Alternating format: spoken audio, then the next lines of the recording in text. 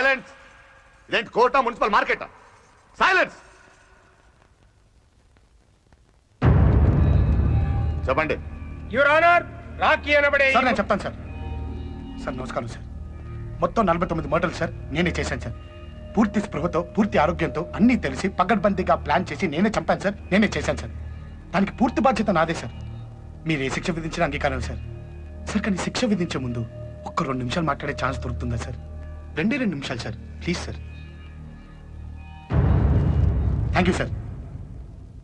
Sir ఒక 50 మందిని చంపేగానే media, ప్రభుత్వం, ప్రజలు అదేదో పెద్ద అనుభవం పడ్డ టల్లకల్లం అయిపోయారే. మన జన్మలకు కారణమై మన రక్తాలు పంచుకొని మన జీవితంలో సగభాగాలైన ఆడవాళ్ల మీద ఎన్ని ఎన్ని ఎన్ని ఎన్ని ఎన్ని ఎన్ని దారుణాలు సార్ నీచాతి నీచంగా, క్రూరాతి క్రూరంగా జరుగుతున్నాయి.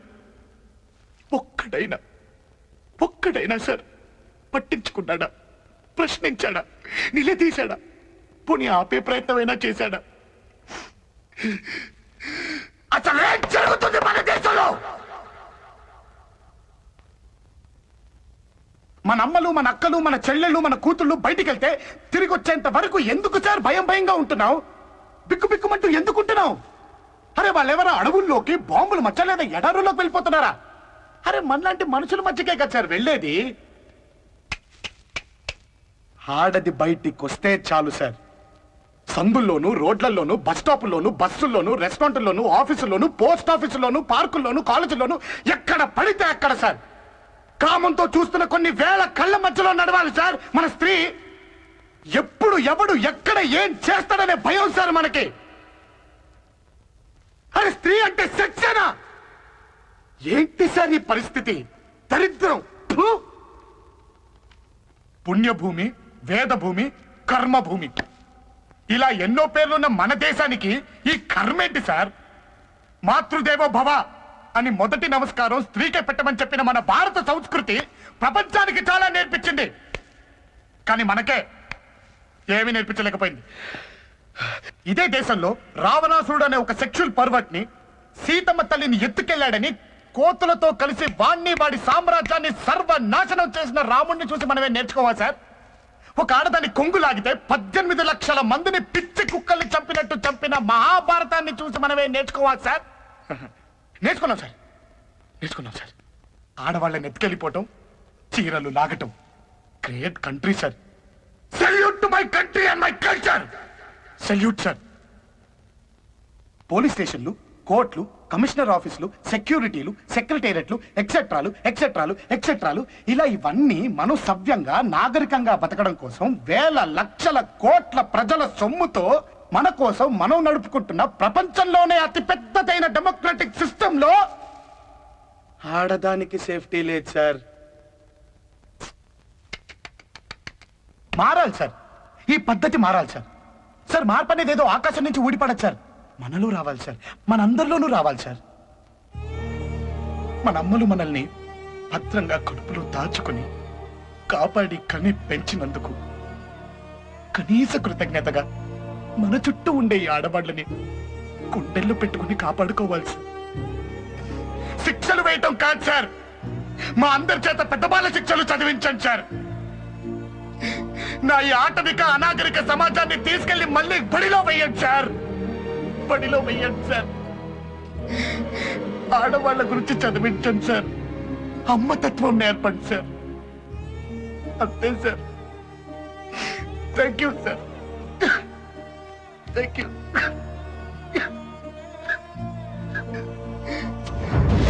హత్యలు చేసి నిర్భయంగా, నిర్లజ్జగా దాన్ని ఒప్పుకుంటున్న ఈ రాఖీ ఈ సభ్య సమాజంలో బ్రతకడానికి అనర్హుడుగా భావిస్తూ ఇండియన్ పీనల్ కోడ్ లో ఆల్ పాసిబుల్ సెక్షన్స్ ప్రకారం 49 సార్లు ఉరి శిక్షలు లేదా 49x14 686 సంవత్సరాలు కఠిన కారాగార శిక్ష విధించడమైనది.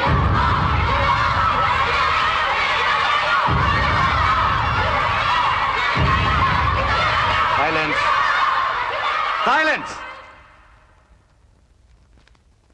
ఒక్క నిమిషం. Rakhi, you're right. He is right. మన తల్లులకు చెల్లెళ్లకు భార్యలకు కూతుళ్లకు జరుగుతున్న అరాచకాన్ని ఆపడంలో our system has failed. He's right. ఇలాంటి ఒక భారతమాత వీర పుత్రునికి శిక్ష వేయాల్సిన పరిస్థితి ఉన్నందుకు నాకు సిగ్గుగా ఉంది. I'm ashamed of it. నా జడ్జి పదవికి రిజైన్ చేస్తున్నా. 28 సంవత్సరాల ఓటమి ఎరగని లాయర్ని నేను. చాలా సంవత్సరాల తర్వాత మళ్ళీ ఈ రాఖీ కేసును టేకప్ చేస్తున్నాను. హైకోర్టు, సుప్రీం కోర్టు, పార్లమెంట్ మొత్తం కదిపైనా సరే రాఖీని బయటకు తీసుకొస్తాను. వీడు మన దేశానికి కావాలి. చాలా మంది రాఖీలు కావాలి. రాఖీ జిందాబాద్.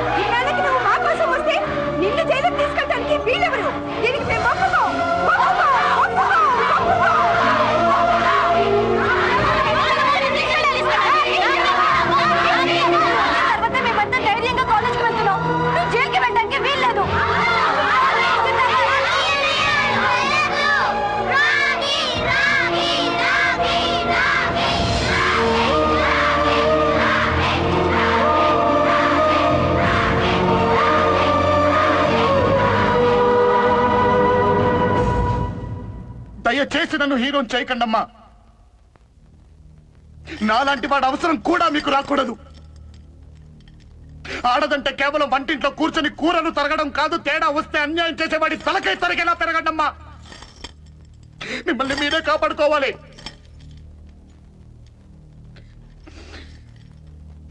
వస్తానమ్మా. నీ యజ్ఞం మెచ్చి నింగి అక్షింతలు చల్లాలి. నీ పాదం తడిని పుడమి తల్లి ముద్దు పెట్టాలి. తెలుగు తల్లి వీడే నా బిడ్డని గర్వించాలి. దేశ ఆడపడుచులింక నిర్భీతిగా బ్రతకాలి.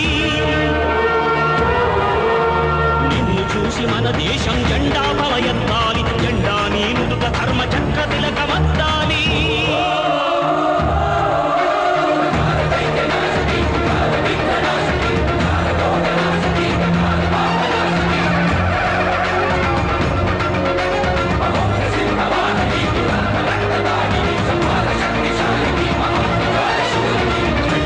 కాలాగ్ని, గుండెల్లో జ్వాలాగ్ని, చేతుల్లో త్రేతాగ్ని, శ్వాసిస్తే విషమాగ్ని. కళ్ళల్లో కాలాగ్ని, గుండెల్లో జ్వాలాగ్ని, చేతుల్లో త్రేతాగ్ని, శ్వాసిస్తే విషమాగ్ని.